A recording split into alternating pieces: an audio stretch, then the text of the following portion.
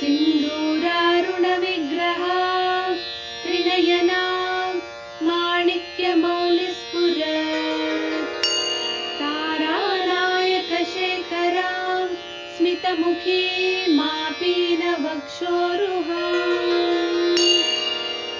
पाणिभ्यामलिपूर्णरत्नचषकं रक्तोत्पलं बिभ्रति सौम्यां रत्नघटस्थरक्तचरणां ध्यायेत् परामम्बिकाम्।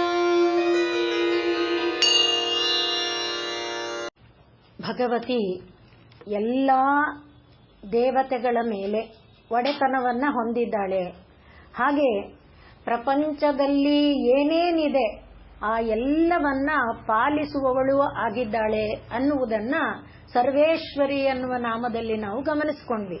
ಅಂದ್ರೆ ಒಬ್ಬರಿಗೆ ಒಬ್ಬರು ಒಡೆಯರಿದ್ರೂ ಕೂಡ ಆ ಎಲ್ಲ ಒಡೆಯರನ್ನ ಮೀರಿದ ಒಡತಿಯಾಗಿ, ಮನೆಗೆ ಒಬ್ಬ ಯಜಮಾನ, ಹಾಗೆ ಗ್ರಾಮಕ್ಕೆ ಒಬ್ಬ ಯಜಮಾನ, ಆ ರೀತಿಯಲ್ಲಿ ಒಂದು ಯಜಮಾನನನ್ನ ಮೀರಿಸಿ ಲೋಕದಲ್ಲಿ ಅತ್ಯಂತ ತುಟ್ಟ ತುದಿಯ ಯಜಮಾನನಾಗಿ ಇದ್ದೂ ಕೂಡ ಆ ಎಲ್ಲರ ಮೇಲೆ ತನ್ನ ಒಂದು ಯಾಜಮಾನ್ಯವನ್ನ ಇಟ್ಕೊಂಡು ಅವರೆಲ್ಲರನ್ನ ನಿಯಂತ್ರಣ ಮಾಡ್ತಾ, ಈಶ್ವರಿ ಅಂದ್ರೆ ನಿಯಂತ್ರಣ ಮಾಡ್ತಾ, ಅಂದ್ರೆ ಅವರನ್ನ ಯಾವ ರೀತಿ ಇರಬೇಕು, ಯಾವ ರೀತಿ ನಡ್ಕೊಳ್ಬೇಕು, ಹೇಗೆ ನಡ್ಕೊಳ್ಬೇಕು, ಇವರಿಗೆ ಏನಾಗಬೇಕು, ಈ ಎಲ್ಲವನ್ನ ನಿಯಮನ ಮಾಡ್ತಾ, ಹಾಗೆ ಅಮ್ಮ ಅಂತ ಕೂಗಿದ ಎಲ್ಲರನ್ನು, ಅಮ್ಮ ಅಂತ ಕೂಗದೆ ಇದ್ರೆ ರಕ್ಷಿಸಲ್ವಾ? ಇಲ್ಲ, ಎಲ್ಲರನ್ನ ರಕ್ಷಿಸ್ತಾಳೆ. ಈ ಅಮ್ಮ ಅಂತ ಕೂಗಿದ ಎಲ್ಲರನ್ನು ಅಂದಾಗ ಈಗ ನಾವು ನಿನ್ನೆ ಗಮನಿಸಿದಂತೆ ನಮ್ಮ ಪ್ರಾರಬ್ಧಗತವಾದಂತಹ ಪೂರ್ವಾರ್ಜಿತವಾದ ಪಾಪ ಪುಣ್ಯಗಳ ಫಲವಾಗಿ ನಾವು ಯಾವ ಹೀನವೋ ಉನ್ನತವೋ ಉತ್ತಮವೋ ಆದಂಥ ಒಂದು ಫಲವನ್ನ ಅನುಭವಿಸ್ತೇವೆ. ಆ ಫಲವನ್ನ ಅನುಭವಿಸುವಾಗ ತಡೆಯಲಾಗದೆ ಅಮ್ಮ ಅಂತ ಕೂಗಿದ್ರೆ ಆ ಪ್ರಾರಬ್ಧಾದಿಗಳನ್ನೂ ಕೂಡ ದೂರ ಮಾಡಿ ಪಾಲಿಸಬಲ್ಲಂಥ ಸಾಮರ್ಥ್ಯ ದೇವಿಗೆ ಮಾತ್ರ, ಇನ್ಯಾರಿಗೂ ಆ ಸಾಮರ್ಥ್ಯ ಇಲ್ಲ. ಆದ್ರಿಂದ ಅವಳು ಸರ್ವೇಶ್ವರಿ ಅನ್ನುವ ಭಾಗವನ್ನ ನಾವು ಗಮನಿಸಿಕೊಂಡಿದ್ವಿ. ಈಗ ಮುಂದಿನ ನಾಮ ಸರ್ವಮಯಿ. ಮಯ ಅಂತ ನಾವು ಪ್ರಯೋಗ ಮಾಡ್ತೇವೆ. ಅಯ್ಯೋ ಏನು ರಕ್ತಮಯ ಅಂದ್ರೆ ಅರ್ಥ ಏನು? ಒಂದು ಚೂರು ಜಾಗ ಇಲ್ಲದಂತೆ ಅನ್ನುವ ಅರ್ಥದಲ್ಲಿ ಮಯ. ಮಯಟ್ ಅನ್ನುವುದು ಒಂದು ವಿಶಿಷ್ಟವಾದಂಥ ಪ್ರತ್ಯಯ. ವೇದಾಂತದಲ್ಲಿ ಅದನ್ನ ವಿಸ್ತಾರವಾಗಿ ವರ್ಣನೆ ಮಾಡ್ತಾರೆ. ನಾನು ಶಾಸ್ತ್ರೀಯವಾಗಿ ಏನು ಹೇಳೋದಿಲ್ಲ. ಈಗ ಈ ಒಂದು ಬರೆಯೋ ಮಣೆ ತಗೊಂಡ್ರೆ ಇದರಲ್ಲಿ ಕಾಲಿದೆ, ಮಣೆ ಇದೆ ಅಲ್ವಾ? ಇದೆಲ್ಲ ಏನು ಮಯ? ಮರದ ಮಯ ಅಲ್ವಾ? ಹಾಗೆ ಈ ಬಾಗಿಲು ಮೇಲಿಂದ ಕೆಳಗವರೆಗೆ ಏನೇನೆಲ್ಲ ಇದೆಯಲ್ಲ ಅದರ ಪಾರ್ಟ್ಗಳು, ಆದ್ರೆ ಅದು ಯಾವ ಮಯ? ಮರದ ಮಯ. ಅಂದ್ರೆ ಅರ್ಥ ಏನು? ಇಲ್ಲಿಂದ ಮೇಲವರೆಗೆ ಅದರ ಏನೇ ರೂಪ ಇದೆ, ಏನ್ ಆಕಾರ ಇದೆ, ಆ ಆಕಾರದ ಸಮಸ್ತವೂ ಕೂಡ ಯಾವುದರನ್ನ ಕೂಡ್ಕೊಂಡಿದೆ, ಯಾವುದನ್ನ ತುಂಬಿಕೊಂಡಿದೆ ಅಂದ್ರೆ ಅದು ಮರವನ್ನ ತುಂಬಿಕೊಂಡಿದೆ. ಇದನ್ನ ನಾವು ಈ ಬೆಳೆಗಾಗಲೇ ಸುಮಾರು ಸಲಿ ನೋಡಿದ್ದೇವೆ. ಯಾವುದು? ಒಡವೆಗಳು. ಅನೇಕ ರೀತಿ ಒಡವೆಗಳಿದೆ. ವಾಲೆ ಇದೆ, ತಲೆಬೊಟ್ಟಿದೆ, ಕೇಯೂರ ಕೈಗಳಿಗೆ ಹಾಕುವ ಅಂಗದ ಇದೆ, ಒಡ್ಯಾಣ ಇದೆ. ಅದೆಲ್ಲ ನೋಡೋದಕ್ಕೆ ಬೇರೆ ಬೇರೆ ಆಕಾರದಲ್ಲಿದೆ. ಆದ್ರೆ ಆ ಆಕಾರದಿಂದ ನಾವು ಬೇರೆ ಹೆಸರುಗಳನ್ನ ಹೇಳಿಕೊಂಡ್ರೂ ಕೂಡ ನಮಗೆ ಈಗ ಕಷ್ಟ ಬಂದಿದೆ ಅಂತ ನಾವು ಮಾರೋದಕ್ಕೆ ಹೊರಟ್ರೆ, ಅಂಗಡಿಯಲ್ಲಿ ಇಡಕ್ ಹೊರಟ್ರೆ, ಅದನ್ನ ಅವನು ಏನಾಗಿ ನೋಡ್ತಾನೆ? ಚಿನ್ನವಾಗಿ ಮಾತ್ರ ನೋಡ್ತಾನೆ ಹೊರತು ನೀನು ಒಡ್ಯಾಣ ತಂದ್ಕೊಟ್ಟೆ, ನೀನ್ ಕೇಯೂರ ತಂದ್ಕೊಟ್ಟೆ ಅಂತ ಅವನು ನೋಡಲ್ಲ. ಆ ಚಿನ್ನ ಅಂದ್ರೆ ಆ ಆಭರಣದಲ್ಲಿ ಆಮೂಲಾಗ್ರವಾಗಿರೋದೇನು? ಚಿನ್ನ. ಅಂದ್ರೆ ಹಾಗೆ ಆಮೂಲಾಗ್ರ ಅಂದ್ರೆ ಪೂರ್ತಿ ಕಾಲಿಂದ ತಲೆವರೆಗೆ ಅಂದ್ರೆ ಪೂರ್ತಿಯಾಗಿ ವ್ಯಾಪಿಸಿಕೊಂಡಿರುವುದೇನಿರುತ್ತೋ ಅದನ್ನ ಮಯ ಅಂತ ಕರೀತಾರೆ. ಈಗ ಸರ್ವ ಅಂದ್ರೆ ಈಗಾಗಲೇ ನಾವು ನೋಡಿದ್ವಿ, ಯಾವುದೊಂದನ್ನು ಬಿಡೋ ಹಾಗಿಲ್ಲ. ಆ ದೃಷ್ಟಿನಲ್ಲಿ ಸರ್ವ ಅನ್ನುವ ಶಬ್ದವನ್ನ ಪರಬ್ರಹ್ಮ ಅಂತಾನೆ ಈಕ್ವೇಟ್ ಮಾಡ್ಬಿಡ್ತಾರೆ ಶಾಸ್ತ್ರದಲ್ಲಿ. ಅಂದ್ರೆ ಪರಬ್ರಹ್ಮ ಒಂದು ತಾನೇ ಎಲ್ಲ ಆಗಕ್ಕಾಗತ್ತೆ. ಯಾರೋ ಒಬ್ಬ ಸಾಧನೆ ಮಾಡಿ ಅವನು ವಿಶ್ವವನ್ನ ವ್ಯಾಪಿಸುವಂತ ತಪಶಕ್ತಿ ಪಡೆದಿರಬಹುದು, ಆದ್ರೂ ಅವನು ವ್ಯಾಪಿಸಕ್ಕಾಗದೇ ಇರೋ ಒಂದು ಗೆರೆ ಉಳಿಯುತ್ತೆ ಅಥವಾ ಒಂದು ಭಾಗ ಉಳಿಯುತ್ತೆ. ಆದ್ರೆ ಪರಬ್ರಹ್ಮ ವಸ್ತು ಇದೆಯಲ್ಲ, ಅದು ವ್ಯಾಪಿಸದೆ ಉಳಿಯುವ ಒಂದೇ ಒಂದು ಅಣುವಿನಲ್ಲಿ ಅಣುವಿನ ಭಾಗವೂ ಕೂಡ ಇರಲು ಸಾಧ್ಯ ಇಲ್ಲ. ಆದ್ರಿಂದ ಅದನ್ನೇನಂತಾರೆ, ಸರ್ವ ಅಂತ ಕರೀತಾರೆ. ಹಾಗೆ ಅದು ಸರ್ವ ಅಂದಾಗ ಪರಬ್ರಹ್ಮ ವಸ್ತು ಇಡೀ ವಿಶ್ವಾಂಡ ಬ್ರಹ್ಮಾಂಡಗಳನ್ನ ನಾವು ನೋಡಿರುವಂತೆ, ವಿಶ್ವಾಂಡ ಬ್ರಹ್ಮಾಂಡ ಅಂತ ನಾವು ಪದೇ ಪದೇ ಯಾಕೆ ಹೇಳ್ತೇವೆ, ವಿಶ್ವಾಂಡ ಅಂದಾಗ ಈ ಭೂಗೋಳ, ಬ್ರಹ್ಮಾಂಡ ಅಂದಾಗ ಖಗೋಳನು ಸೇರುತ್ತೆ. ಖಗೋಳದಲ್ಲಿ ಮತ್ತೆ ಎಷ್ಟು ಕೋಟಿ ಕೋಟಿ ಸಂಖ್ಯೆಯ ಜ್ಯೋತಿಷ್ಕಾಯಗಳಿದೆ, ಎಷ್ಟು ಕೋಟಿ ಸಂಖ್ಯೆಯ ಬ್ರಹ್ಮಾಂಡಗಳಿದೆ ಮತ್ತೆ. ಆದ್ರಿಂದಲೇ ದೇವಿಯನ್ನ ಹೇಳುವಾಗ ಅನೇಕ ಕೋಟಿ ಬ್ರಹ್ಮಾಂಡ ಜನನಿ ಅಂತ ಕರೀತಾರೆ. ಒಂದೇ ಬ್ರಹ್ಮಾಂಡ ಅಲ್ಲ ಅವಳು ನಿರ್ಮಾಣ ಮಾಡಿರೋದು. ಈಗ ವೈಜ್ಞಾನಿಕವಾದ ಲೆಕ್ಕದಲ್ಲಿ ಎಷ್ಟೋ ಒಂದು ಬ್ರಹ್ಮಾಂಡ ಅಂತ ಹೇಳಿಕೊಳ್ಬಹುದು. ಆದರೆ ಆಕಾಶದಲ್ಲಿ ವ್ಯಾಪಿಸಿರುವಂತಹ ಒಂದು ಇದನ್ನ ನೋಡಿದಾಗ ಈಗಾಗಲೇ ಎಷ್ಟೋ ಸೋಲಾರ್ ಸಿಸ್ಟಮ್ ಕಂಡು ಹಿಡಿದಿದ್ದಾರೆ. ಮೊದಲಿಗೆ ಒಂದು ಸೋಲಾರ್ ಸಿಸ್ಟಮ್ ಅಂದ್ರೆ ಒಂದು ಸೂರ್ಯ, ಆ ಸೂರ್ಯನ ಸುತ್ತುವಂತ ಗ್ರಹಗಳು, ಅದು ಒಂದು ಸೋಲಾರ್ ಸಿಸ್ಟಮ್. ಈಗ ಇನ್ನೂ ಎಷ್ಟೋ ಇದೆ, ಹಲವಾರು ಸೋಲಾರ್ ಸಿಸ್ಟಮ್ ಇದೆ ಅನ್ನುವುದನ್ನ ವಿಜ್ಞಾನಿಗಳು ಕಂಡು ಹಿಡಿದಿದ್ದಾರೆ. ಭಾರತೀಯರಲ್ಲಿ 12 ಸೋಲಾರ್ ಸಿಸ್ಟಮ್ ಅನ್ನುವ ಒಂದು ಪದ್ಧತಿ ಇದೆ.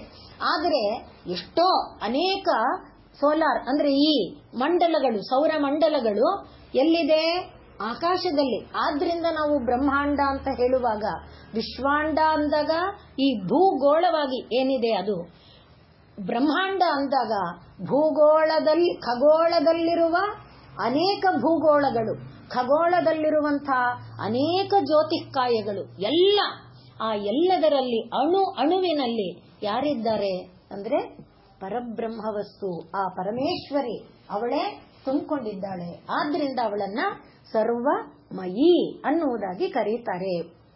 ಅದಕ್ಕೆ ಎಲ್ಲವಾಗ್ಲೂ ಎಲ್ಲಾ ಉಪನಿಷತ್ತಲ್ಲೂ ಕೊಡೋ ಉದಾಹರಣೆಗಳೇ ಇದು. ನಾನೀಗ ಹೇಳಿದ್ನಲ್ಲ, ಒಡವೆ ಏನೇ ಹೆಸರಿಂದ ಇದ್ರೂ ಅದನ್ನ ನಾವು ತಗೊಳ್ಳುವಾಗ ಅದು ಚಿನ್ನದಿಂದ ನಿರ್ಮಾಣ ಆಗಿರೋದ್ರಿಂದ ಅದರಲ್ಲಿರೋದೇನು, ಚಿನ್ನ.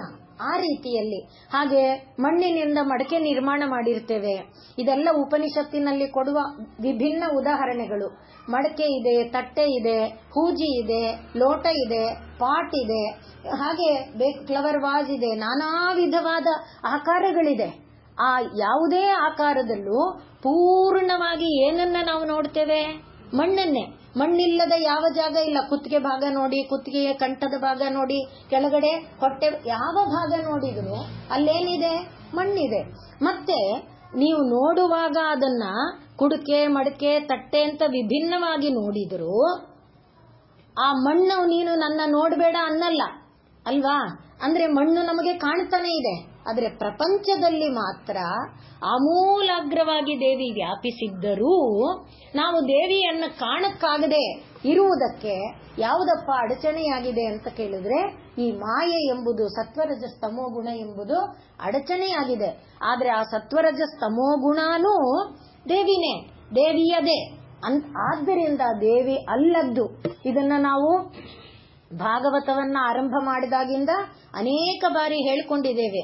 ಪರಮಾತ್ಮ ಅಲ್ಲದ್ದು, ಪರಮಾತ್ಮನದು ಅಲ್ಲದ್ದು, ಪರಮಾತ್ಮನಿಂದ ಅಲ್ಲದ್ದು ಅಂದ್ರೆ ಎಲ್ಲವೂ ಮತ್ತೆ ಪರಮಾತ್ಮನಲ್ಲಿ ಲೀನ ಆಗಲ್ಲ ಅನ್ನುವುದು ಯಾವುದೂ ಇಲ್ಲ. ಅದನ್ನೇ ಸರ್ವಮಯಿ. ಆದ್ರಿಂದ ಎಲ್ಲವೂ ಕೂಡ ಪರಮಾತ್ಮಮಯ, ಪರಬ್ರಹ್ಮಮಯವಾಗಿದೆ. ಅದನ್ನ ನಮ್ಮ ಪುರಾಣಗಳಲ್ಲಿ ತಾಯಿ ಅನ್ನೋದನ್ನ ಈಗ ನಮಗೆ ಇಷ್ಟೆಲ್ಲ ಎಲ್ಲ ಅಂತ ಹೇಳಿದ್ರೆ ಆ ಎಲ್ಲಾನ ಕಣ್ಮನಸ್ಸೊಳಗೆ ತುಂಬಿಕೊಳ್ಳಕ್ಕಾಗಲ್ಲ. ಇದೇ ಉದಾಹರಣೆಗಳನ್ನ ನಾವು ಎಷ್ಟನ್ನೇ ತಗೊಂಡ್ರು ಮನಸ್ಸೊಳಗೆ ಎಲ್ಲ ಅಂದಾಗ ತುಂಬಿಕೊಳ್ಳಕ್ಕಾಗಲ್ಲ. ಅದಕ್ಕೋಸ್ಕರ ಪದ್ಮಪುರಾಣ ಮತ್ತೆ ದೇವಿ ಭಾಗವತದಲ್ಲಿ ದೇವಿಯ ಶರೀರನ ಹಾಗೂ ವರ್ಣನೆ ಮಾಡ್ತಾರೆ. ಪ್ರಪಂಚ ನಾವಿವಾಗ ಹೇಳಿದ್ವಲ್ಲ, ಬ್ರಹ್ಮಾಂಡ ಅನ್ನುವಾಗ 224 ಭುವನಗಳಿದೆಯಂತೆ. ದೇವಿ ನಿರ್ಮಾಣ ಮಾಡಿರುವಂಥದ್ದು 224 ಭುವನ. ಆ ಭುವನ ದೇವಿಯ ಕೂದಲುಗಳಂತೆ. ಅಂದ್ರೆ ಈಗ ಇದನ್ನೊಂದು ಚಿತ್ರವಾಗಿ ನಾವು ಕಲ್ಪನೆ ಮಾಡಿಕೊಂಡ್ರೆ, ಮತ್ತೆ ಅಕ್ಷರಗಳು ಎಷ್ಟಿದೆ, ಅಕ್ಷರಗಳು 50, 52. ಆ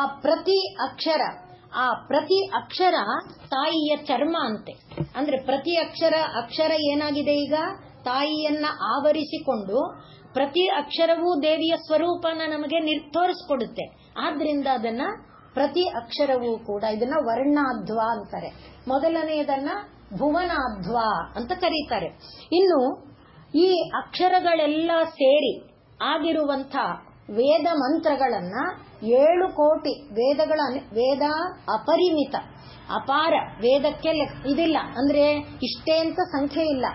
ಆದರೆ ಈಗ ನಮ್ಮ ಒಂದು ಬುದ್ಧಿಮತ್ತೆಯಿಂದ ನಾವು ಭಾಗವತವನ್ನ ಓದುವಾಗ ಗಮನಿಸಿರುವಂತೆ ನಮ್ಮ ಬುದ್ಧಿಯ, ನಮ್ಮ ಮೇಧಾಶಕ್ತಿಯ ಕುಂಠಿತತೆಯ ಕಾರಣ ವೇದವನ್ನ ಚಿಕ್ಕ ಚಿಕ್ಕ ಮಾಡಿ ನಮ್ಮ ಬುದ್ಧಿಗೆ ಸಾಕಾಗುವಷ್ಟು ಕೊಟ್ಟಿದ್ದಾರೆ.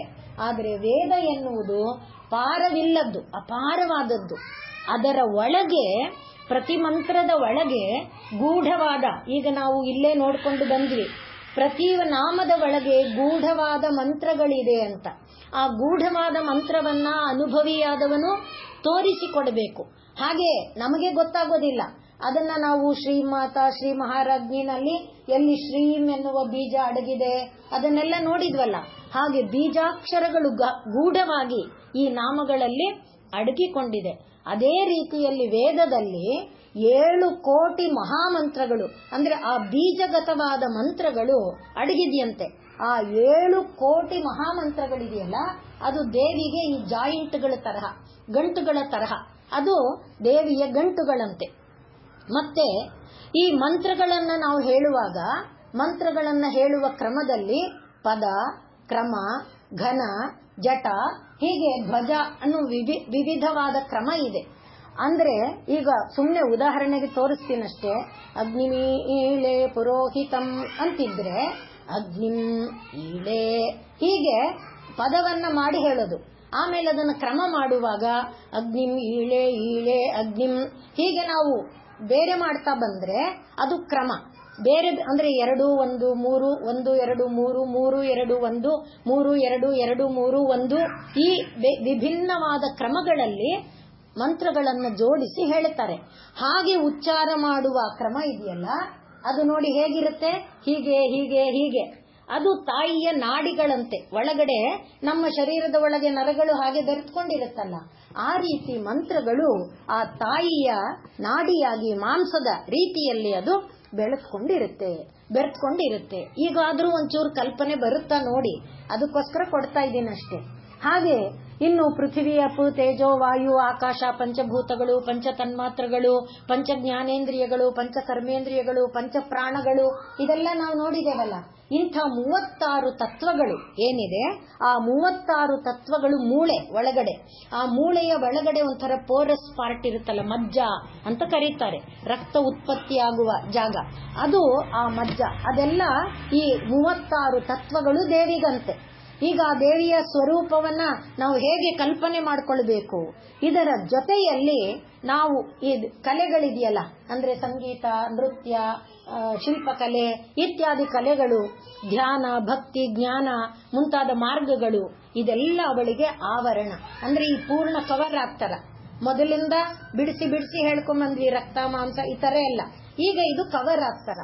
ಈ ರೀತಿ ಇರುವಂತೆ ದೇವಿಯ ಚಿತ್ರವನ್ನ ಪದ್ಮಪುರಾಣ ವರ್ಣನೆ ಮಾಡುತ್ತೆ, ದೇವಿ ಭಾಗವತ ಕೂಡ ವರ್ಣನೆ ಮಾಡುತ್ತೆ. ಹೀಗೆ ದೇವಿ ಸರ್ವಮಯಿ. ಅಂದ್ರೆ ಇಷ್ಟನ್ನು ವರ್ಣನೆ ಮಾಡಿದ್ಮೇಲೆ ನಮಗ್ ಗೊತ್ತಾಗುತ್ತೆ ಎಲ್ಲಿ ದೇವಿ ಇದ್ದಾಳೆ, ಎಲ್ಲಿ ದೇವಿ ಇಲ್ಲ. ಎಲ್ಲ ಮಯವಾಗಿ ದೇವಿ ಇದ್ದಾಳೆ. ಅಕ್ಷರಮಯವಾಗಿ, ಕಲಾಮಯವಾಗಿ, ಗೀತಮಯವಾಗಿ, ವಾದ್ಯಮಯವಾಗಿ, ಎಲ್ಲ ಮಯವಾಗಿ ಅವಳೇ ತುಂಬಿಕೊಂಡಿದ್ದಾಳೆ. ಅದರಿಂದ ಸರ್ವಮಯಿ. ಇನ್ನು ಮುಂದಿನ ನಾಮ ಸರ್ವೇಶ್ವರಿ, ಸರ್ವಮಯಿ, ಸರ್ವಮಂತ್ರ ಸ್ವರೂಪಿಣಿ. ಇದು ನಾವು ಗಮನಿಸಿರುವಂತೆ ಮೊದಲು ನೋಡಿದ್ದೇವೆ. ಅಮಂತ್ರಂ ಅಕ್ಷರಂ ನಾಸ್ತಿ. ಪ್ರತಿಯೊಂದು ಅಕ್ಷರವೂ ಕೂಡ ಮಂತ್ರನೇ. ಆದರೆ ಯಾಕೆ ಅಂದ್ರೆ ಒಂದೊಂದು ಅಕ್ಷರ ಉತ್ಪತ್ತಿಯಾಗೋ ಕ್ರಮ ಇದೆಯಲ್ಲ, ಇದು ಸಂಸ್ಕೃತಕ್ಕೆ ಮಾತ್ರ ಸೀಮಿತ ಅಂತ ನಾವು ಯಾತಕ್ಕೆ ಹೇಳೋದು ಅಂದ್ರೆ, ಒಬ್ಬ ಯೋಗಿಯಾದವನು ತನ್ನ ಅಂತರಂಗದಲ್ಲಿ ಅದರ ಉತ್ಪತ್ತಿಯನ್ನ ಕಂಡಿದ್ದಾನೆ. ಆದ್ರಿಂದಲೇ ಸಂಸ್ಕೃತವನ್ನ ಎಲ್ಲ ಭಾಷೆಗಳಿಗೆ ಮಾತೃಸ್ಥಾನದಲ್ಲಿ ಪರಿಭಾವಿಸಿಕೊಂಡಿರೋದು. ಇದು ಸುಮ್ಮನೆ ಬಂದಿರುವಂಥದ್ದಲ್ಲ. ಯಾಕೆಂದ್ರೆ ಇದಕ್ಕೊಂದು ಶಾಸ್ತ್ರ ಇದೆ. ಒಂದು ಆ ಅನ್ನುವ ಅಕ್ಷರ ಮೊದಲು ಹೀಗೆ ಬಗ್ಗಿದ್ದು ಹೀಗೆ ಮೇಲೆ ಬಂದು ಮತ್ತೆ ಅದು ಕೆಳಕ್ಕೆ ಬಂದು ಕೆಳದಿಂದ ಮತ್ತೆ ಕೆಳಕ್ಕೆ ಬಂದು ಮತ್ತೆ ಮೇಲ್ಮುಖಕ್ಕೆ ಆಗುವುದರಲ್ಲಿ ಒಂದು ವಿಜ್ಞಾನ ಇದೆ, ಅದಕ್ಕೆಲ್ಲ ವಿವರಣೆನೂ ಇದೆ. ಮತ್ತೆ ಹೀಗೆ ಒಂದು ಅಕ್ಷರ ಬರಬೇಕಾದ್ರೆ ಪ್ರತಿ ಅಕ್ಷರ ಒಂದೊಂದು ದೇವತೆಯನ್ನ ಪ್ರತಿನಿಧಿಸುತ್ತೆ. ಆ ಅಂದ್ರೆ ವಿಷ್ಣು, ಈ ಅಂದ್ರೆ ಇಂದ್ರ, ಹೀಗೆ ಈ ಅಂದ್ರೆ ಅಗ್ನಿ, ಉ ಅಂದ್ರೆ ಇಂದ್ರ, ಈ ರೀತಿ ವಿವಿಧವಾದ ರೀತಿಯಲ್ಲಿ ಒಂದೊಂದು ಅಕ್ಷರಗಳು ಒಂದೊಂದು ದೇವತೆಯನ್ನ ಪ್ರತಿನಿಧಿಸುತ್ತೆ. ಮತ್ತೆ ಆ ಅನ್ನುವ ಅಕ್ಷರದಲ್ಲಿ ಅದು ಹೀಗೆ ಬಗ್ಗಿದಾಗ ಬ್ರಹ್ಮನು, ಹೀಗೆ ಮಧ್ಯ ಬಂದಾಗ ವಿಷ್ಣುನು, ಹೀಗೆ ಕೆಳಗೆ ಬಂದು ಮೇಲಕ್ಕೆ ಬಂದ್ರೆ ಅಲ್ಲಿ ರುದ್ರನು. ಒಂದೇ ಅಕ್ಷರದೊಳಗೆ ಮೂವರು ಇದ್ದಾರೆ. ಆದ್ರಿಂದಲೇ ಅಕ್ಷರಾಣಾಂ ಅಕಾರೋಸ್ಮಿ ಅಂತ ಗೀತೆಯಲ್ಲಿ ಅವನು ತನ್ನನ್ನು ತಾನು ಪರಿಚಯ ಮಾಡಿಕೊಂಡಿದ್ದಾನೆ. ಮತ್ತೆ ಅಕಾರ ಇಲ್ಲದೆ ಮುಂದೆ ಬೆಳವಣಿಗೆನೇ ಇಲ್ಲ. ಯಾವ ಅಕ್ಷರ ಮುಂದುವರಿಬೇಕಾದ್ರೂ ಆ ಅನ್ನುವುದು ಮೊದಲ ಹೆಜ್ಜೆ ಆಗಬೇಕು. ಆದ್ದರಿಂದ ಆ ಅಕ್ಷರ ಅನ್ನೋದನ್ನ ಮೊದಲಿಗೆ ನಾವು ಪರಿಭಾವಿಸಿಕೊಂಡ್ರೆ, ಅಂತರಂಗದಲ್ಲಿ ಒಬ್ಬ ಯೋಗಿಯಾದವನಿಗೆ ಪ್ರತಿಯೊಂದು ಅಕ್ಷರ ಇದು ಯಾಕೆ ಹೀಗೆ ಬರಬೇಕು, ಇದು ಯಾಕೆ ಹಾಗಿರಬಾರದು ಅನ್ನೋದೆಲ್ಲ ಒಳಗಡೆ ಕಂಡಂಥದ್ದು. ಆದ್ದರಿಂದಲೇ ಸಂಸ್ಕೃತಕ್ಕೆ ದೈವಿ ವಾಕ್ ಅನ್ನುವ ಹೆಸರಿದೆ. ಅದು ಸುಮ್ಮನೆ ದೇವತೆಗಳ ಸ್ತೋತ್ರವನ್ನ ಹೇಳುತ್ತೆ, ಮಂತ್ರಗಳನ್ನ ಹೇಳುತ್ತೆ ಅಂತ ಅದಕ್ಕೆ ದೈವಿ ವಾಕ್ ಅಲ್ಲ. ಅಂತರಂಗದ ಅನುಭೂತಿಯಲ್ಲಿ ಒಳಗಡೆ ನಾವು ಮೊದಲು ಆರಂಭದಿಂದ ನೋಡಿ ಬಂದ್ವಲ್ಲ, ಮೂಲಾಧಾರದಿಂದ ಮೇಲೇರ್ತಾ ಚಕ್ರಗಳನ್ನ ಏರುವಾಗ ಅದು ಹೇಗೆ ತಾನು ಆ ಪ್ರಾಣ ಅಪಾನ, ಪ್ರಾಣ ಅನಲ ಅಂದ್ರೆ ಅಗ್ನಿ, ಪ್ರಾಣಾನಲ ಸಂಯೋಗದಿಂದ ಈ ಅಕ್ಷರಗಳು ಯಾವ ರೀತಿ ಉದಯಿಸ್ತಾ ಬರುತ್ತೆ, ಅದು ಉದಯಿಸಿದಾಗ ಯಾವ ಯಾವ ಆಕಾರವನ್ನ ತಳೆಯುತ್ತೆ, ಯಾವ ಯಾವ ಆಕಾರದಿಂದ ಯಾವ ಯಾವ ಒಂದು ತತ್ವವನ್ನ ಅದು ಪ್ರತಿನಿಧಿಸುತ್ತೆ, ಇದೆಲ್ಲ ಶಾಸ್ತ್ರ ಲಿಖಿತವಾಗೂ ಇದೆ, ಅನುಭವದಲ್ಲಿದೆ, ಜೊತೆಯಲ್ಲಿ ಲಿಖಿತವಾಗಿ ಒಂದು ಶಾಸ್ತ್ರವಾಗಿ ಬರೆದಿದ್ದಾರೆ. ಆದ್ದರಿಂದ ಈಗ ನಾವು ತಿಳ್ಕೊಂಡಿರೋದೇನು, ಅಮಂತ್ರಂ ಅಕ್ಷರಂ ನಾಸ್ತಿ. ಆದ್ರಿಂದ ಮಂತ್ರವಲ್ಲದ ಅಕ್ಷರ ಇಲ್ಲ. ಹಾಗಾಗಿ ಅಲ್ಲಿಗೇನಾಯ್ತು, ನಾವು ಏನೇನನ್ನ ಜೋಡಿಸಿದ್ರು ಅದು ಒಂದು ಅಕ್ಷರಗಳ ಜೋಡಣೆ, ಆ ಅಕ್ಷರಗಳ ಜೋಡಣೆ ಒಂದು ಮಂತ್ರ ಆಗುತ್ತೆ. ಆದ್ರಿಂದಲೇ ಏನೂ ಗೊತ್ತಿಲ್ಲದೆ ಇರುವವನಿಗೆ ಏನ್ ಹೇಳಿದ್ರು, ಹೋಗೋ ಕುರುಬನ್ಗೆ ಅಂತ ಕೋಣ ಮಂತ್ರ ಅಂದ್ರು, ಕೋಣ ಮಂತ್ರ ಆಯ್ತು ಅವನಿಗೆ. ಅಂದ್ರೆ ಕೋಣ ಅನ್ನೋದು ಮಂತ್ರವೇ ಆಯ್ತು. ಕೋಣ ರೂಪದಲ್ಲಿ ಪರಮಾತ್ಮ ಕಂಡ ಅಲ್ವಾ, ಪ್ರತ್ಯಕ್ಷನಾದ. ಅದು ಪರಮಾತ್ಮನೇ ಅನ್ನಕ್ಕೆ ಪ್ರೂಫ್ ಏನು, ಪ್ರೂವ್ ಮಾಡಿ ತೋರಿಸು, ಆ ಕಲ್ಲು ಬಂಡೆನ ಸೀಳಿಸು, ಮಾಡಿಸ್ತ. ಹಾಗೆ ಪ್ರತಿಯೊಂದು ಅಕ್ಷರ ಏನೂ ಅರಿಯದವನು ತೊತ್ತೊತ್ತೋ ಅಂತ ಹೇಳಿದ್ರೆ, ಈಗ ಮಗು ಏನನ್ನೋ ಮಾತಾಡುತ್ತೆ ಮುದ್ದಾಗಿ, ಅದು ಅದು ಹೇಳಿದಾಗ ತಾಯಿಗೆ ಅದು ಗೊತ್ತಾಗತ್ತೆ ಅದು ಏನು ಹೇಳ್ತಿದೆ ಅಂತ. ಅದೇ ಒಂದು ಮಂತ್ರ ಆಗೋ ಸಾಧ್ಯತೆ ಇದೆ. ಯಾಕೆ ಅಂದ್ರೆ ಪ್ರತಿ ಅಕ್ಷರವೂ ಕೂಡ ಮಂತ್ರ. ಆದ್ರಿಂದ ಸರ್ವ ಮಂತ್ರ.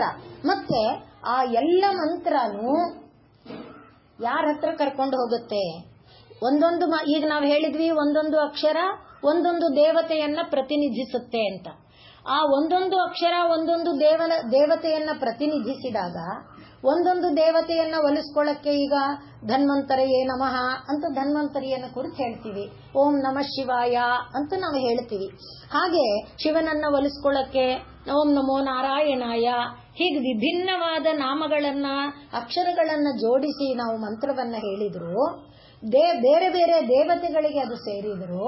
ಆ ದೇವತೆಗಳಿಗೆಲ್ಲ ಸರ್ವೇಶ್ವರಿನಲ್ಲಿ ನೋಡಿದೇವಲ್ಲ, ದೇವತೆಗಳಿಗೆಲ್ಲ ನಿಯಾಮಕಳಾಗಿ, ದೇವತೆಗಳಿಗೆಲ್ಲ ಪಾಲಕಳಾಗಿ ನಿಂತಿರುವವಳು ಯಾರು, ದೇವಿ. ಆದ್ರಿಂದ ನೇರ ಅಲ್ಲಿ ಅವಳನ್ನು ಮುಟ್ಟದೇ ಇದ್ರು ಕ್ರಮವಾಗಿ ಅದು ಹೋಗಿ ಮುಟ್ಟೋದು ದೇವಿಯನ್ನೇ. ಆದ್ರಿಂದ ಸ್ವರೂಪಿಣಿ ಅಂತ ಇದೆ. ಸ್ವರೂಪ ಅಂದ್ರೆ ಅವಳ ಒಂದು ಆಕೃತಿ, ಅವಳ ಒಂದು ಇದು ಏನು ಫೀಚರ್ ಏನಿದೆ, ಅವಳ ಒಂದು ಶಾರೀರಿಕ ನಿರ್ಮಾಣ ಏನಿದೆ ಅದನ್ನ ಅದು ಪ್ರತಿನಿಧಿಸುತ್ತೆ. ಆದ್ರಿಂದ ಯಾವ ಮಂತ್ರವನ್ನ ನೀನು ಹೇಳಿದ್ರು, ಯಾಕೆ ಮತ್ತೆ ಈಗ ನಾವು ಸರ್ವಮಯಿ ಅಂದಾಗ ಹೇಳಿದಂತೆ ಪ್ರತಿ ಜಾಗದಲ್ಲಿ ಒಂದು ದೇವರು ಕೂತಿದ್ದಾನೆ. ನಮ್ಮ ಶರೀರದಲ್ಲೇ ನಾವು ಹೇಳ್ಕೊಂಡಿದ್ದೇವೆ, ಕೈಯಲ್ಲಿ ಇಂದ್ರ ಇದ್ದಾನೆ, ಕಣ್ಣಲ್ಲಿ ಸೂರ್ಯ ಇದ್ದಾನೆ, ಮೂಗಲ್ಲಿ ಇಂದ್ರ ಇದ್ದಾನೆ, ನಾಲಿಗೆಯಲ್ಲಿ ವರುಣ ಇದ್ದಾನೆ, ಬಾಯಲ್ಲಿ ಅಗ್ನಿ ಇದ್ದಾನೆ ಹೇಳ್ಕೊಂಡಿದ್ದೇವೆ.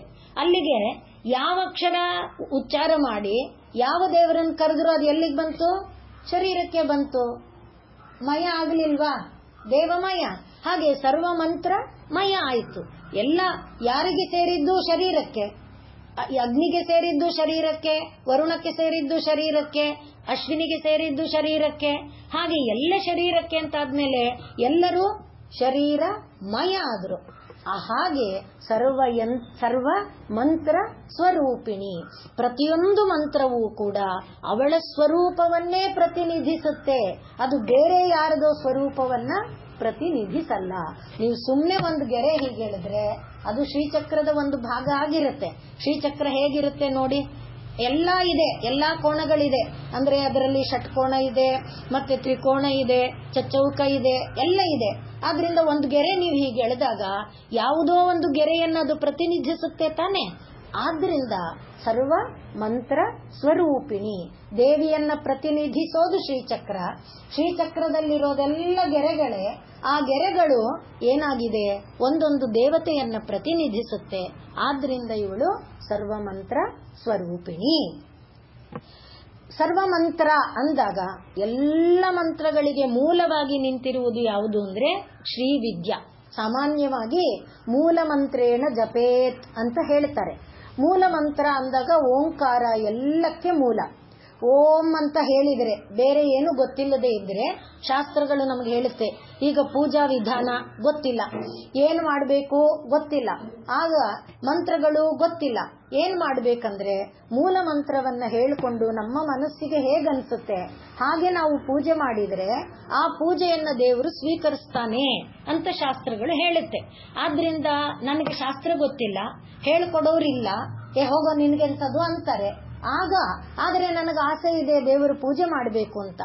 ಆಗ ದಾರಿ ಏನು ಅಂದ್ರೆ ಶಾಸ್ತ್ರನೇ ಹೇಳ್ತಿರುವಂತ ಮಾತು, ನಿನಗೆ ಗೊತ್ತಿರುವ ಅಕ್ಷರವನ್ನ ಹೇಳ್ತಾ ಆ ಅಕ್ಷರದಿಂದ ನಿನಗೆ ಹೇಗೆ ಅದನ್ನ ಪೂಜೆ ಮಾಡಬೇಕು ಅನ್ಸುತ್ತೆ ಹಾಗೆ ಮಾಡು, ಅದರಿಂದ ಪರಮಾತ್ಮ ತೃಪ್ತ ಆಗ್ತಾನೆ ಅಂತ ಹೇಳುತ್ತೆ. ಆ ರೀತಿಯಲ್ಲಿ ಓಂ ಅನ್ನುವುದು ಮೂಲ ಮಂತ್ರ. ಓಂ ಅನ್ನುವುದು ಯಾವುದನ್ನ ಪ್ರತಿನಿಧಿಸುತ್ತೆ, ಪರಬ್ರಹ್ಮವನ್ನ. ಅದನ್ನ ಗೀತಾಚಾರ್ಯ ಹೇಳಿದ್ದಾನೆ. ಆದ್ರಿಂದ ಅಲ್ಲದೆ ಹೋದ್ರೆ ಯೋಗ ಸೂತ್ರದಲ್ಲಿ ಕೂಡ ತಸ್ಯ ವಾಚಕ ಪ್ರಣವಃ ಅಂತ ಅವರು ಪತಂಜಲಿಗಳು ಕೂಡ ಹೇಳಿದ್ದಾರೆ. ಪರಮಾತ್ಮನನ್ನ ಪ್ರತಿನಿಧಿಸುವ ಅಕ್ಷರ ಯಾವುದು, ಓಂಕಾರ. ಆದ್ರಿಂದ ಪರಬ್ರಹ್ಮ ಮೂಲ, ಆ ಮೂಲ ಶಬ್ದನೇ ಶ್ರೀವಿದ್ಯಾ. ಆದ್ರಿಂದ ಸರ್ವಮಂತ್ರ ಅಂದಾಗ ಶ್ರೀವಿದ್ಯಾ ಅಂತ ಅರ್ಥ ಆಗುತ್ತೆ.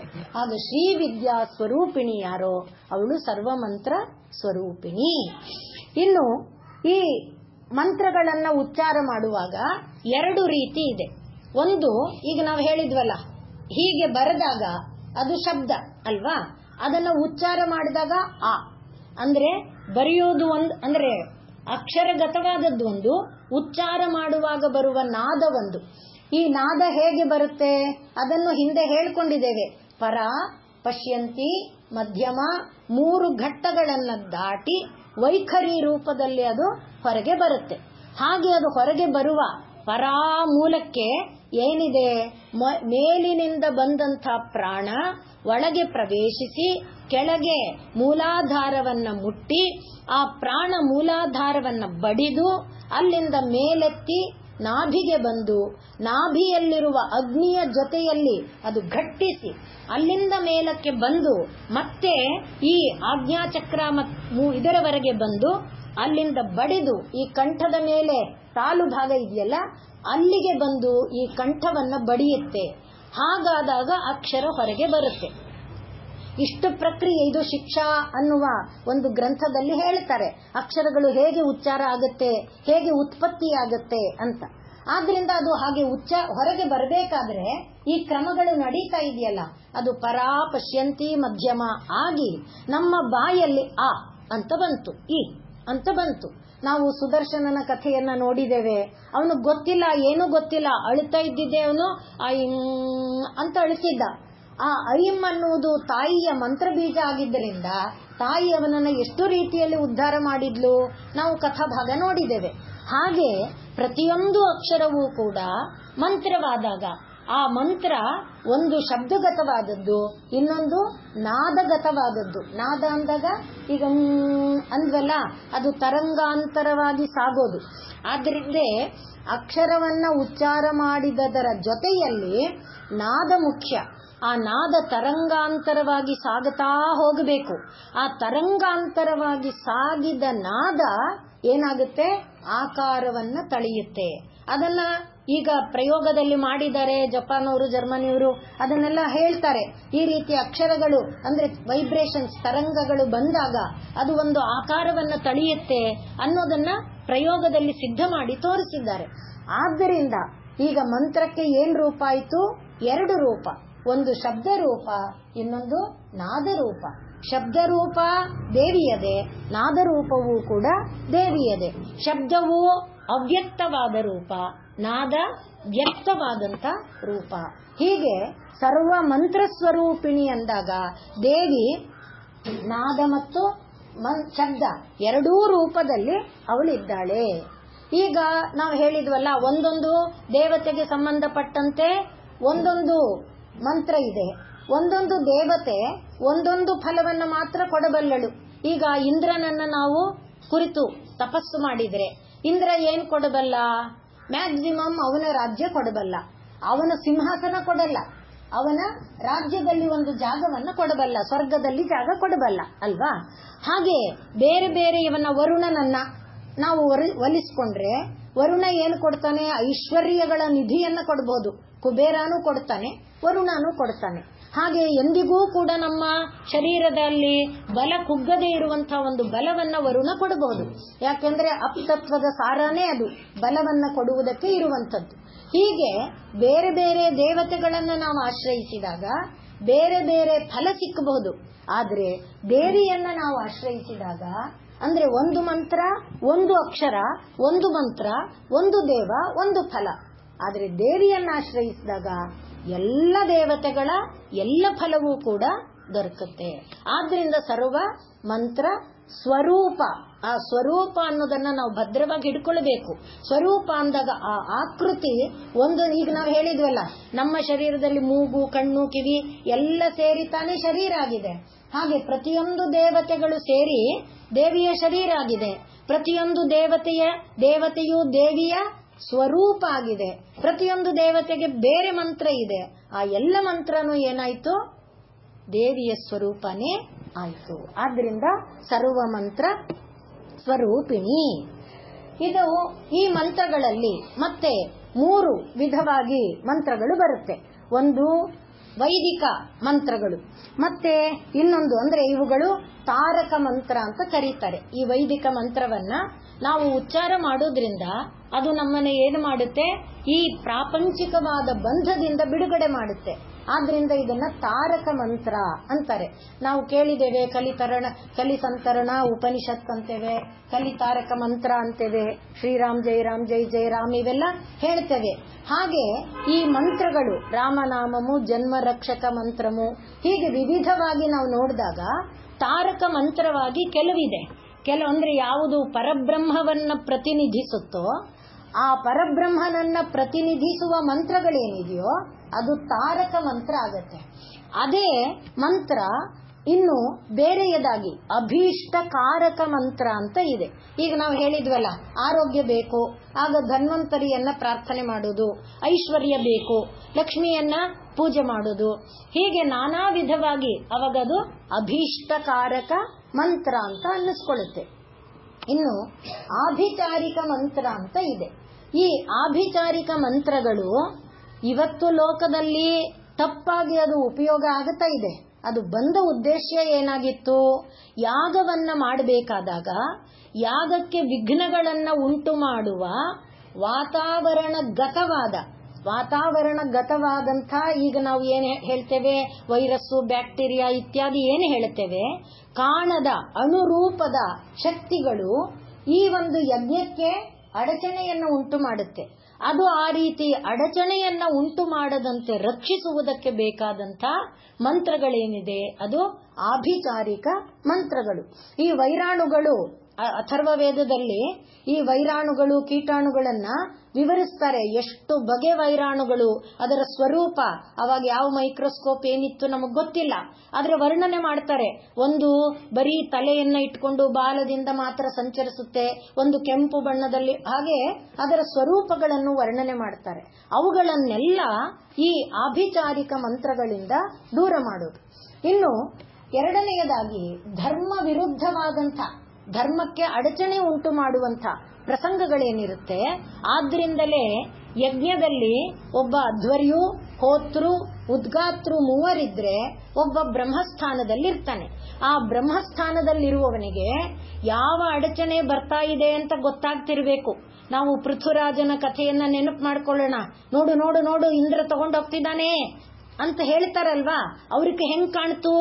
ಅವರು ಬ್ರಹ್ಮಸ್ಥಾನದಲ್ಲಿ ಕೂತವರಿಗೆ ಅದು ಗೊತ್ತಾಗತ್ತೆ ಯಾವ ಅಡಚಣೆ ಬರ್ತಾ ಇದೆ. ಅದು ಅಂದ್ರೆ ಅಂಥ ಒಂದು ಸಾಧನೆ ಇರಬೇಕು. ಹಾಗೆ ಬಂದಂತ ಅಡಚಣೆಯನ್ನ ತಿಳ್ಕೊಳ್ಳೋದು, ಅಡಚಣೆಯನ್ನ ನಿವಾರಣೆ ಮಾಡೋದು, ಅದಕ್ಕೆ ಬೇಕಾದ ಮಂತ್ರ. ಅದನ್ನ ತಿಳ್ಕೊಂಡವನು ಯಾರೋ ಅವನು ಬ್ರಹ್ಮಸ್ಥಾನದಲ್ಲಿ ಇರೋದಕ್ಕಾಗತ್ತೆ. ಅಂದ್ರೆ ಒಟ್ಟು ಧರ್ಮ ಉಳಿಸಬೇಕು. ಆ ಕಾರಣ ರಾಜನಿಗೆ, ನಮ್ಮಲ್ಲಿ ಕೌಟಿಲ್ಯ ಅರ್ಥಶಾಸ್ತ್ರ ತೆಗೆದ್ರೆ ಮೊದಲು ಕೊಡೋದೇ ಪುರೋಹಿತ ಉತ್ಪತ್ತಿ ಅಂತ ಚಾಣಕ್ಯ ಅರ್ಥಶಾಸ್ತ್ರದಲ್ಲಿ. ಯಾಕೆ ಅಂದ್ರೆ ಪುರೋಹಿತನ ಸ್ಥಾನ ಅಷ್ಟು ಪ್ರಧಾನವಾದ್ದು. ಲೋಕ ಸುರಕ್ಷಿತವಾಗಿರ್ಬೇಕಾದ್ರೆ, ನಾವು ಆ ಕಥೆಯನ್ನು ನೋಡಿದ್ದೇವೆ. ಪರಕಾಲ ಮಠದ ಗುರುಗಳು ಹೇಗೆ ಅವರು ಬಿಟ್ಟು ಹೋಗಿದ್ರಿಂದ ರಾಜ್ಯ ಹೇಗೆ ಬ್ರಿಟಿಷರ ಗತ ಆಗ್ಬಿಟ್ಟು, ಬ್ರಿಟಿಷರ ಹಸ್ತಗತ ಆಯಿತು. ಅವರು ರಾಜ್ಯ ಬ್ರಿಟಿಷ್ ಹಸ್ತಗತ ಆಗಬಾರದು ಅನ್ನೋದಕ್ಕೆ ಏನು ಧರ್ಮ ಮಾಡ್ತಾ ಇದ್ರು, ಅದನ್ನೆಲ್ಲ ನಾವು ಕಥೆ 3-4 ಸಲನೇ ನೋಡಿದ್ದೇವೆ. ಆದ್ರಿಂದ ಈಗ ನಾವು ಗಮನಿಸಬೇಕಾದ್ದು, ಪುರೋಹಿತನಾದವನ ಕೈಯಲ್ಲಿ ರಾಜ್ಯ ಶತ್ರುಗತವಾಗಬಾರದು ಒಂದು.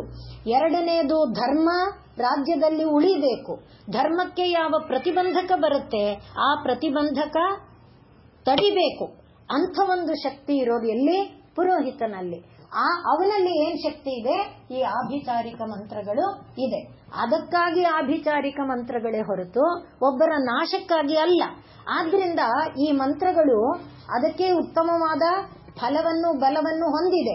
ಈ ರೀತಿಯಲ್ಲಿ ಮಂತ್ರಗಳು 3 ರೂಪದಲ್ಲಿದೆ: ತಾರಕ ಮಂತ್ರ, ಅಭೀಷ್ಟಕಾರಕ ಮಂತ್ರ ಮತ್ತೆ ಆಭಿಚಾರಿಕ ಮಂತ್ರ. ಈ 3 ಮಂತ್ರಗಳ ರೂಪದಲ್ಲಿ ಕೂಡ ಇರೋಳು ಯಾರು? ದೇವಿನೇ.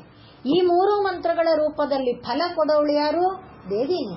ಈ 3 ಮಂತ್ರಗಳ ಸ್ವರೂಪ ಯಾರು? ದೇವಿನೇ. ಆದ್ರಿಂದ ಸರ್ವ ಮಂತ್ರ ಅಲ್ಲಿಗೆ ನಾವು ಗಮನಿಸಬೇಕಾದ್ದೇನು? ಇಷ್ಟ ಬೇಕಾ ದೇವಿನ್ ಭಜಿಸು, ಏನೋ ತೊಂದರೆ ಆಗಿ ತೊಂದರೆ ನಿವಾರಣೆ ಬೇಕಾ ದೇವಿನ್ ಭಜಿಸು, ಧರ್ಮ ಬೇಕಾ ಮುಕ್ತಿ ಬೇಕಾ ದೇವಿನ್ ಭಜಿಸು, ಅಷ್ಟೇ. ಆದ್ರಿಂದ ತಾರಕವಾಗಲಿ, ಅಭೀಷ್ಟಕಾರಕವಾಗಲಿ, ಆಭಿಚಾರಿಕವಾಗಲಿ ಯಾವ ಒಂದು ಫಲ ಬೇಕು ಅಂದ್ರು ಸರ್ವ ಮಂತ್ರಳಾಗಿರುವವಳು ಅವಳಾದ ಕಾರಣ ಸರ್ವ ಮಂತ್ರ ಯಾವುದು? ಶ್ರೀವಿದ್ಯಾ. ಶ್ರೀವಿದ್ಯಾದಲ್ಲಿರುವಂತಹ ಅಕ್ಷರಗಳು ಯಾವುದು? ಏ, ಕಾ, ಎ, ಈ, ಲ, ಸ, ಹ ಇವೆಲ್ಲ ಇದೆಯಲ್ಲ, ಆ ಅಕ್ಷರಗಳು ಯಾವುದನ್ನ ಬೇಕಾದರೂ ನಾವು ಭಜಿಸಬಹುದು. ಒಟ್ಟಿನಲ್ಲಿ ಆ ಎಲ್ಲವೂ ಕೂಡ ನಮಗೆ ಒಂದೊಂದು ಕೂಡ ಈ 3 ರೀತಿಯ ಫಲವನ್ನ ಕೊಡುತ್ತೆ. ಆದ್ರಿಂದ ಅವಳೆಂಥದು? ಈ ಸರ್ವ ಮಂತ್ರ ಸ್ವರೂಪಿಣಿ. ಈ ಎಲ್ಲಾ ಮಂತ್ರಗಳ ರೂಪದಲ್ಲಿ ಕೂಡ ಅವಳೇ ಇದ್ದಾಳೆ. ಇನ್ನು ಇದರ ಜೊತೆಯಲ್ಲಿ ಇದೆಲ್ಲ ವೈದಿಕ ಮಂತ್ರಗಳು. ತಾಂತ್ರಿಕ ಮಂತ್ರ ಅಂತ ಇದೆ. ತಾಂತ್ರಿಕ ಮಂತ್ರದಲ್ಲೂ ಕೂಡ ಮತ್ತೆ ಇದೇ ತರಹ ಇದೆ. ಏನು? ತಾರಕ ಮಂತ್ರ, ಅಭೀಷ್ಟಕಾರಕ ಮಂತ್ರ, ಅದು ಬೇರೆ ಕ್ರಮ, ಸ್ವಲ್ಪ ಬೇರೆ ಇದೆ. ತಂತ್ರವನ್ನ ಅನುಷ್ಠಾನ ಮಾಡೋದ್ರಲ್ಲಿ ತೊಂದರೆ ಇದೆ ಅನ್ನೋದಕ್ಕೆ ಸಾಮಾನ್ಯವಾಗಿ ಗುರುಗಳು ತಂತ್ರಾನುಷ್ಠಾನವನ್ನ ಮಾಡಿ ಅಂತ ಹೇಳೋದಿಲ್ಲ. ಆದ್ರಿಂದ ಪರಮಹಂಸರು ಕೂಡ ತಾನು ಸಾಧನೆ ಮಾಡಿದ್ರು, ಬೇಡಪ್ಪ ನೀವು ಆ ದಾರಿಗೆ ಹೋಗಬೇಡಿ ಅಂತ ಶಿಷ್ಯರಿಗೆ ಆ ಮಾರ್ಗ ಕೊಡ್ಲಿಲ್ಲ. ಒಟ್ಟಿನಲ್ಲಿ ಅಲ್ಲೂ ಕೂಡ ಈ ತಾರಕ, ಅಭೀಷ್ಟಕಾರಕ, ಆಭಿಚಾರಿಕ ಎಲ್ಲ ಇದೆ. ಈಗ ಇನ್ನೂ ಒಂದು ರೀತಿಯ ಮಂತ್ರ ಇದೆ, ಅದು ಶಾಬರ ಮಂತ್ರ. ಈ ಶಾಬರ ಮಂತ್ರ ಅಂದ್ರೆ ಏನು?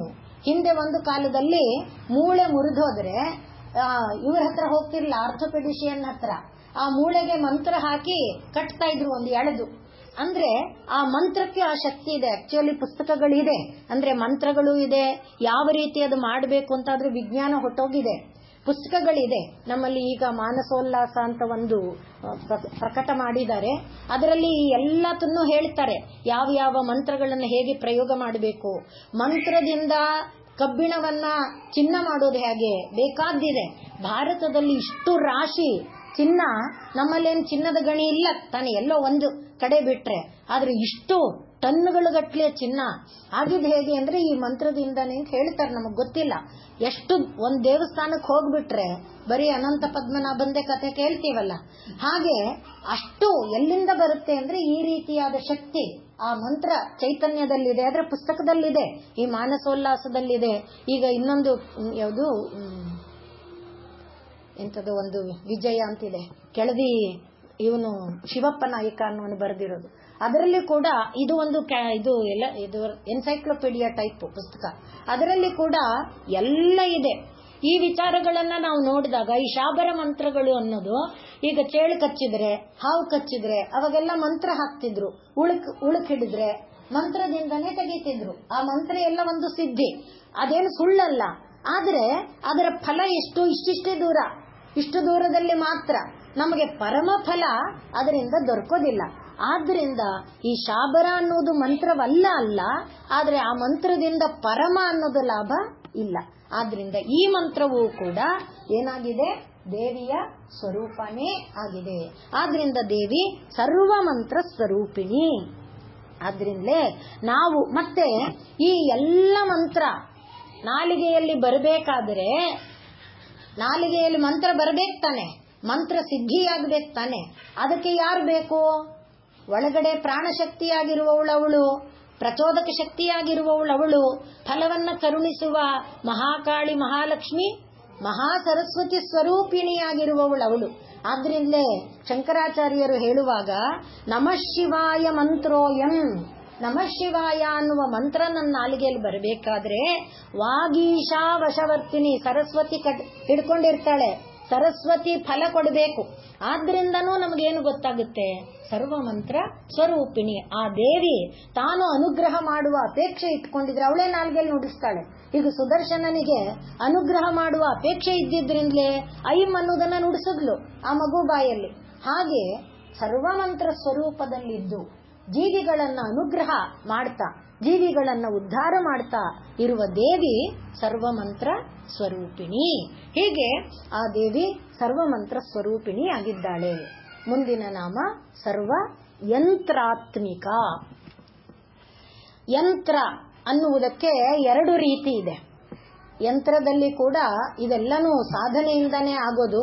ಹಿಂದೆ ಎಲ್ಲ ರೋಗಗಳನ್ನು ಕೂಡ ಯಂತ್ರಗಳಿಂದ ನಿವಾರಣೆ ಮಾಡ್ತಿದ್ರು. ಈಗ ನಾನು ನಿಮ್ಗೆ ಹೇಳಿದ್ನಲ್ಲ, ಈಗ ರೀಸೆಂಟ್ ಅಂದ್ರೂ 4-5 ವರ್ಷ ಆಯ್ತು ಮಾನಸೋಲ್ಲಾಸ ಪಬ್ಲಿಷ್ ಆಗಿ. ಸುಮಾರು ಕೃತಿಗಳಲ್ಲಿ ನಾವು ಇದನ್ನೆಲ್ಲ ನೋಡ್ತೇವೆ. ಅಂದ್ರೆ ಯಂತ್ರಗಳು ಯಾವುದೇ ಮಾಡಬೇಕಾದ್ರೂ ಸಾಧನೆ ಬೇಕು, ಸುಮ್ಮನೆ ಆಗ್ಬಿಡಲ್ಲ. ಮೊದಲು ಮಂತ್ರ ಸಿದ್ಧಿ ಆಗಬೇಕು.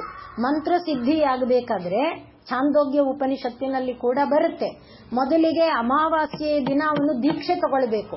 ಅಮಾವಾಸ್ಯೆಯ ದಿನ ದೀಕ್ಷೆ ತಗೊಂಡು ಹುಣ್ಣಿಮೆಯ ದಿನದವರೆಗೆ 15 ದಿನದವರೆಗೆ ಅವನು ದೀಕ್ಷಾ ವಿಧೆಯನ್ನ ಅನುಸರಿಸ್ತಾ ಇದ್ದು, ಆ ನಂತರದಲ್ಲಿ ಒಂದೊಂದಕ್ಕೆ ಒಂದೊಂದು ಗಿಡಮೂಲಿಕೆಗಳಿರುತ್ತೆ. ಇದು ಕೂಡ ನಾಗಾರ್ಜುನ ಅನ್ನೋನು ಬರ್ದಿದ್ದಾನೆ ಇದೆಲ್ಲ. ಅಂದ್ರೆ ಕಣ್ಣು ಆರೋಗ್ಯ ಇವುಗಳನ್ನೆಲ್ಲ, ಮತ್ತೆ ಈ ಸೌಂದರ್ಯ ಲಹರಿಯಲ್ಲಿ ಇದೆಯಲ್ಲ ಅಲ್ಲಿ ಕೂಡ ಬರುತ್ತೆ ಯಾವ ಯಾವ ಗಿಡಮೂಲಿಕೆಗಳನ್ನ ನಾವು ತರಬೇಕು, ಆ ಗಿಡಮೂಲಿಕೆಯನ್ನ ಎಲ್ಲಿ ಹುಡುಕ್ಬೇಕು, ಯಾವತ್ತು ತಗೊಳ್ಬೇಕು, ಯಾವ ರೀತಿಯಲ್ಲಿ ತಗೊಳ್ಬೇಕು. ಕೆಲವು ಕಣ್ಣು ಬಟ್ಟೆ ಕಟ್ಕೊಂಡು ಹೋಗಿ ಬರ್ಬೇಕು, ನಾನಾ ರೀತಿಯಲ್ಲಿದೆ. ಆ ಕ್ರಮದಲ್ಲಿ ಹೋಗಿ ಅದನ್ನ ತಗೊಂಡು ಬಂದು ಅದನ್ನ ಅಂದ್ರೆ ಸಾಧನೆ ಮಾಡೋದು ಎಷ್ಟು ಕಷ್ಟ ಇದೆ ಅನ್ನಕ್ಕೆ. ಸಣ್ಣದೇ ಆದರೂ ಕೂಡ ಸಾಧನೆ ಮಾಡಿದ್ದ ನಂತರ ಅದು ಫಲವನ್ನ ಕೊಡುತ್ತೆ. ಸುಮ್ನೆ ನಾನು ಯಂತ್ರ ಬರೀತೀನಿ ಅಂತ ಯಂತ್ರ ಬರೆದು ಕಟ್ಟಿಬಿಟ್ರೆ ಹೋಗಲ್ಲ. ಆದ್ರೆ ಒಂದು ಕಾಲದಲ್ಲಿ ಮಾತ್ರ ಎಂಥ ರೋಗನೂ ಯಂತ್ರದಿಂದ ನಿವಾರಣೆ ಆಗ್ತಾ ಇತ್ತು. ವಾಸಿನೇ ಆಗಲ್ಲ ಅನ್ನುವಂಥ ರೋಗಗಳನ್ನ ನರಸಿಂಹ ಯಂತ್ರ ಕಟ್ಟಿಸ್ಕೊಂಬ, ಸುದರ್ಶನ ಯಂತ್ರ ಕಟ್ಟಿಸ್ಕೊಂಡ್ ಬಾ ಅಂತ ಎಲ್ಲ ಹೇಳ್ತಾ ಇದ್ದಿದ್ದಿತ್ತು. ಅಂದ್ರೆ ಹಾಗೆ ಸಾಧನೆ ಮಾಡಿರ್ಬೇಕಾಗಿತ್ತು.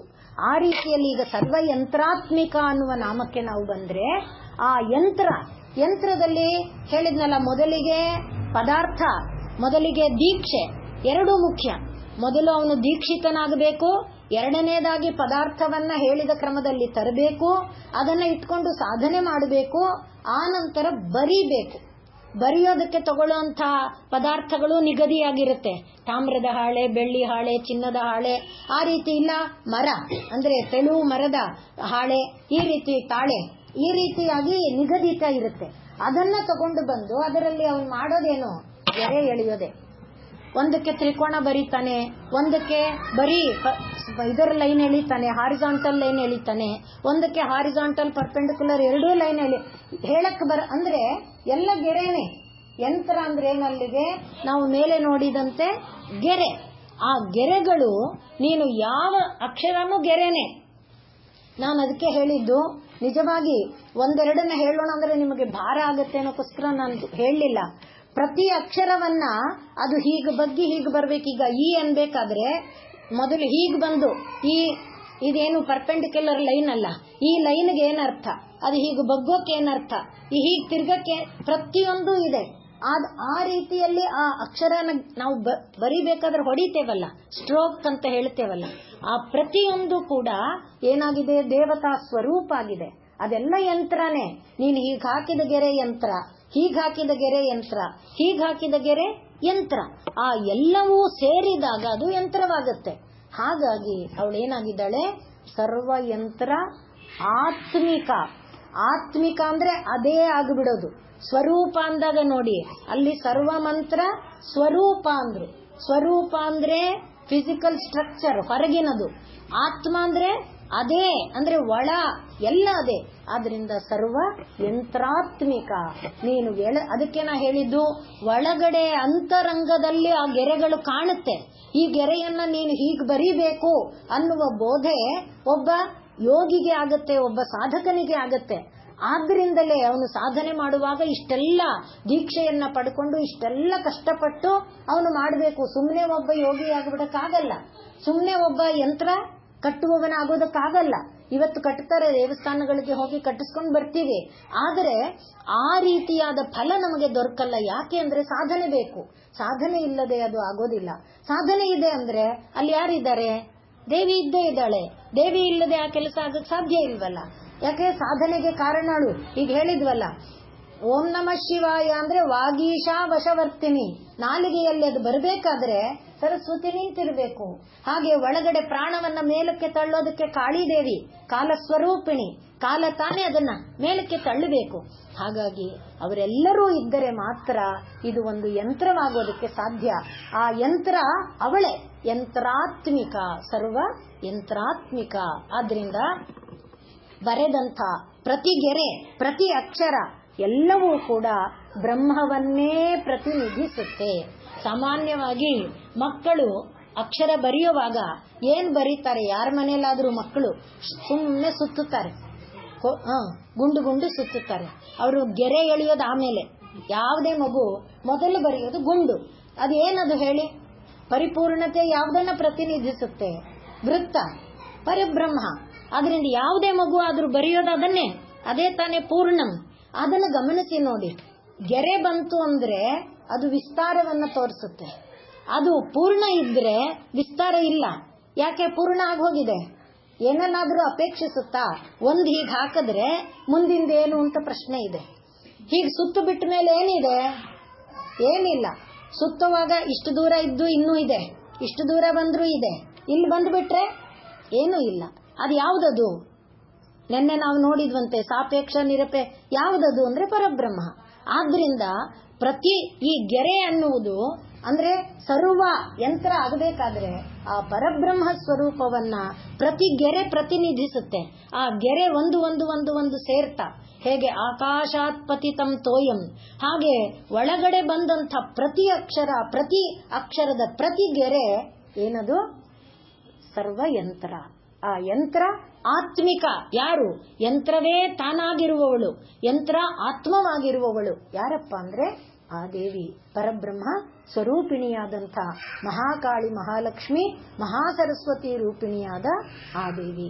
ಆದ್ರಿಂದ ಅವಳು ಮಹಾ ಸರ್ವ ಯಂತ್ರಾತ್ಮಿಕ. ಈಗ ಅದನ್ನ ನೋಡಿದಾಗ ನಮ್ಗೀಗ ಸ್ಪಷ್ಟ ಏನಾಯ್ತು, ಸರ್ವ ಮಯಿನಲ್ಲಿ ನೋಡಿದಂತೆ ಈಗ ಹೇಗಿದೆ ನೋಡಿ, ಭಾರತ ಹೀಗೆ ಬಂದು ಹೀಗ್ ಬಂದಿದೆ ಅಂದ್ರೆ ಒಂದು ಆಕಾರ ಏನೋ ಇದೆ, ಅದು ಒಂದು ಗೆರೆ ಅಲ್ವಾ. ಅಂತ ಗೆರೆಗಳು, ಹಾಗೆ ಆಫ್ರಿಕಾ ಹೇಗೆ ಬರೀತೇವೆ, ಸಿಲೋನ್ ಹೇಗೆ ಬರೀತೇವೆ, ಈ ಗೆರೆಗಳನ್ನ ನೋಡಿದಾಗ ಆ ಎಲ್ಲ ಗೆರೆಗಳು ಏನಾಗಿದೆ, ಭೂಗೋಳ ಖಗೋಳಗಳು ದೇವಿಯ ಶರೀರ ಅಂದಾಗ ಆ ಎಲ್ಲವೂ ದೇವಿಯ ಯಂತ್ರವಾಗಿವೆ. ಆ ದೇವಿಯನ್ನು ಪ್ರತಿನಿಧಿಸುವ ಗೆರೆಗಳೇ ಆಗಿದೆ. ಆದ್ರಿಂದಲೇ ಯಾರು ಒಬ್ಬ ಯೋಗಿಯಾಗಿದ್ದಾನೆ ಅವನಿಗೆ ಅಖಂಡ ಭೂಮಂಡಲ ಪರಮಾತ್ಮನೇ. ಅಖಂಡ ಭೂಮಂಡಲದಲ್ಲಿರುವ ಅಣು ಅಣುವು, ಗೆರೆ ಗೆರೆಯು, ಹುಲ್ಲಿನ ಕಡ್ಡಿ ಕಡ್ಡಿಯೂ ಪರಮಾತ್ಮನೇ.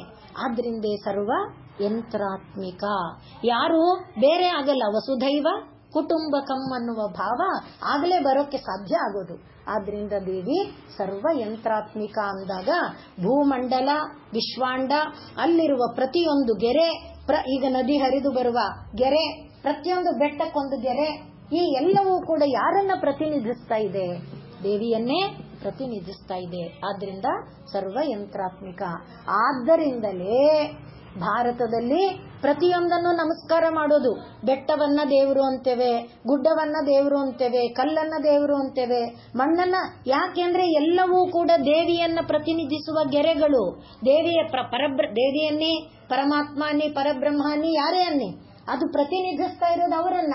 ಆದ್ರಿಂದ ನದಿ ಹೀಗೆ ಬರೆಯುತ್ತೆ, ನದಿ ಹೀಗೆ ಹರಿಯುತ್ತೆ, ಅದು ಹೀಗೆ ಎಲ್ಲನೂ ಗೆರೆನೇ ಅಲ್ವಾ. ಗೆರೆ ಹಾಕಿದ್ರೆ ಹೇಗ್ ಕಾಣುತ್ತೆ ಹೇಳಿ?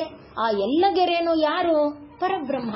ಆದ್ದರಿಂದ ಇದು ಸರ್ವ ಯಂತ್ರಾತ್ಮಿಕ ಅನ್ನುವ ಕಾರಣದಿಂದಾನೆ ಭಾರತದಲ್ಲಿ ಪೂಜ್ಯವಲ್ಲದ್ದು ಯಾವುದೂ ಇಲ್ಲ.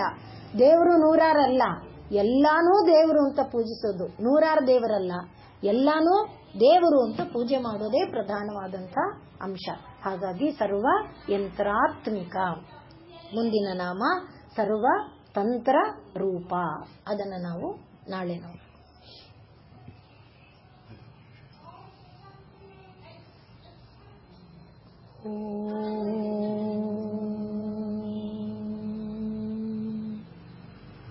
पूर्णमदः पूर्णमिदं पूर्णात् पूर्णमुदच्यते पूर्णस्य पूर्णमादाय पूर्णमेवावशिष्यते। ॐ शान्ति शान्तिः। सर्वे भवन्तु सुखिनः, सर्वे सन्तु निरामयाः, सर्वे भद्राणि पश्यन्तु, मा कश्चित् दुःखभाग् भवेत्। हरिः ओम्। श्रीगुरुभ्यो नमः। हरिः ओम्।